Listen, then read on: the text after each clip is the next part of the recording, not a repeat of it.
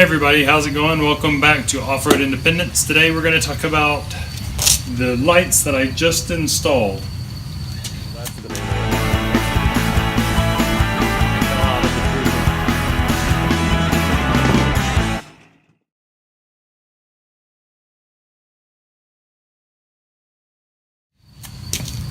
So these lights are Northpole lights. They were the cheapest lights that I could find on Amazon. The lights themselves were $12.99, and then I bought a wiring harness that was pre-made for $10.95 because looking into the wire and the connectors and all that stuff, the relays and the fuses, I couldn't buy the materials for $10.95. So in total, it turned out to be around $24 for these lights, and out here in Colorado where we drive, that's a good thing to have, or the fog lights and that kind of stuff. I just installed these, and I'll do a video on the install of these, but I haven't checked them out at night. Now they're 18 watts, they're 6 LEDs each, and they are mounted to light tabs that I have on my grill guard for my Wham bumper that I have here on my truck. And so far, as I mentioned in the first impressions of the lights and of the wiring harness, it was super stellar. I mean, so far the quality of the lights seems to be really good. There are a couple of things about the lights themselves that you might want to keep in mind. One, for instance, is that the lights themselves, the bolts that come with them to attach them to the light tabs or through the bumper or whatever, they are a little long. You might want to cut them down, or you could add washers or whatever you want to do. If you notice, they kind of cock a little outward, and I did that so that you guys could see them. I'm probably going to go back and take the bolts off, cut them down just like 1/8 of an inch or 1/4 of an inch, and then that will take care of that. But it's because as the bolt goes up through here, it does push the light off to the side, because I have them extended as far as possible to each outside edge to give it a wider stance appearance of the lights, and it's just what I like. If you had them in the center, you may not notice it as much, but still that bolt's going to push on the bottom of that housing, which can act as a security, but it is going to make the lights tilt slightly. If you're so finicky that you don't want them to tilt slightly, then you'll have to do something about that. But other than that, the lights themselves installed super easily. Just 2 bolts. They have a nut that's attached in a race on the bottom down here that doesn't let the nut fall out, so it's always there, and you just have to tighten that. It comes with 4 washers and 2 lock washers. It comes with 2 extra nuts that go on the brackets on the back, and then of course 2 bolts that go with those as well for the mounting on the bottom here. So other than that, that's all you get with the lights. You don't get anything else, but it's $12.99 for the pair of lights. Once again, 18 watt LED. Oh, raining on me. But as far as the wiring harness goes, after having installed it, I am even more impressed with the wiring harness. It had a quick release in the middle of the harness, or well, about 1/3 way through the harness, so that you could pass it through the firewall or whatever easily. I ended up bypassing the firewall because in my experience, running through the firewall can cause leaks and stuff, and I don't have any grommets to make new holes or anything like that.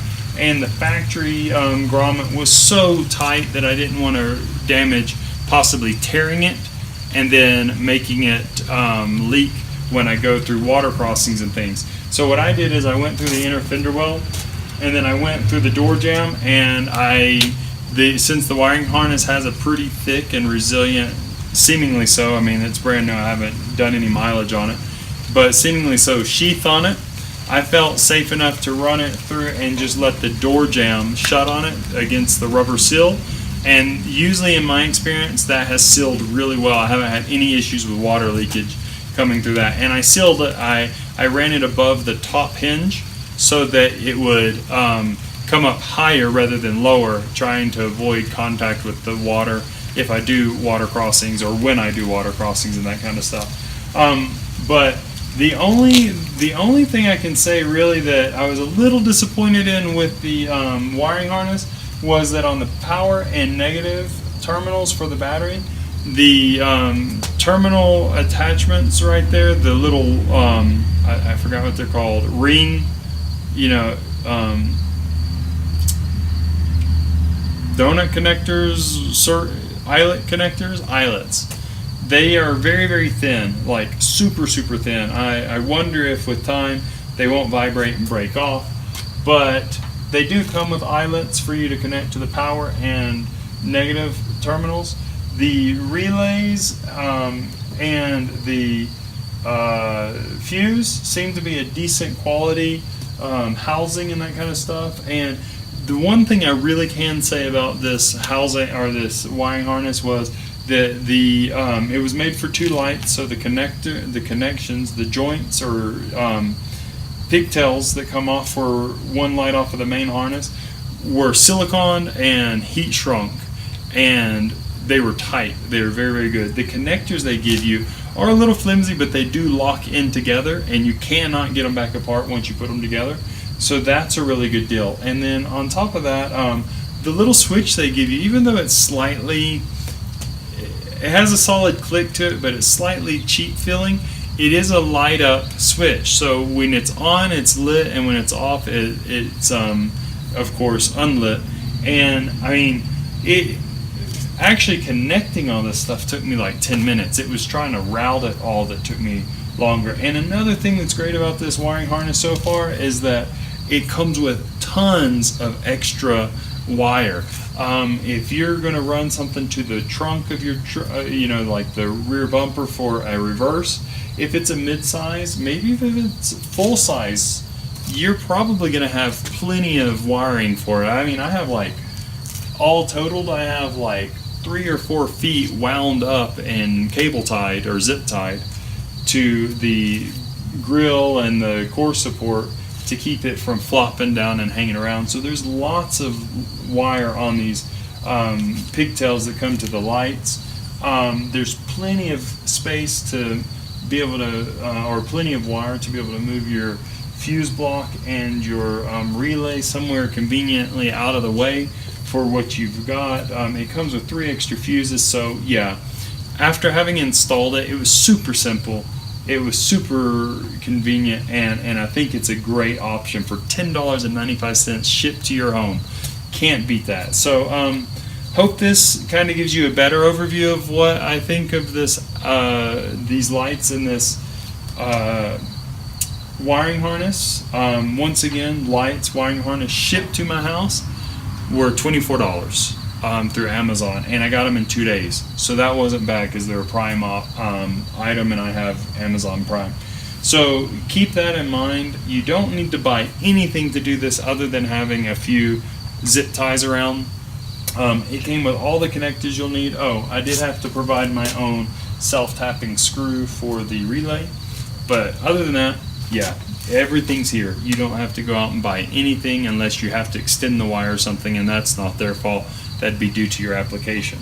But took a few tools, 14mm wrench and socket for the lights, and drill and a driver for the self-tapping screw, zip ties, and I did have to use a file and some drill bits to drill out the inlet, the insert for the switch on the dash. But that also depends on what kind of vehicle you have, where you're putting it, and all that kind of stuff. Now, it is a round switch, and you will need a 3/4 inch bit to make the hole big enough.